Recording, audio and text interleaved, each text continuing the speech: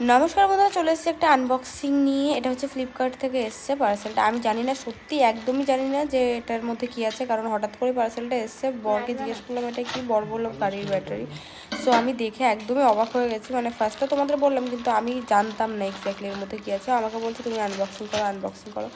তো আমি তো দেখেই অবাক হয়ে গেছি। আমি ভেবেছি বাইকের ব্যাটারি, তারপর দেখি না, এটার মধ্যে উনো কার্ড।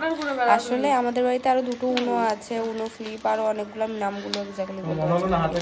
তো ওর খুব ইচ্ছে যে সবকটা কালেকশন বাড়িতে রাখবে, মানে খেলার জন্য। আর তাছাড়া আরও দুটো আছে, তো আরও দুটো উনো মানে অর্ডার করেছে ফ্লিপকার্ট থেকে। আমার বাড়িতে টোটাল 4 ধরনের উনোর কালেকশন রয়েছে। একটা হলো উনো অরিজিনাল, যেটা রেড বক্সের মধ্যে আসে। তারপর হলো উনো ফ্লিপ, যেটা খুব ভাইরাল হয়েছিল মাঝখানে। আর তারপর এটা হচ্ছে দেখালো এক্ষুনি উনো অল ওয়াইল্ড, এর মধ্যে শুধু ওয়াইল্ড কার্ড আছে, সব কার্ডই এর মধ্যে ওয়াইল্ড কার্ড।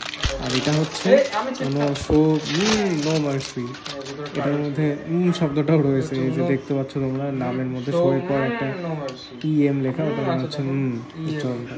তো আমি তো দেখে বকাই দিলাম যে হঠাৎ করে এতগুলো কার্ড কেন অর্ডার করলো। তো তোমাদের কেমন লাগলো ভিডিওটা অবশ্যই কমেন্ট করে জানিও। টাটা।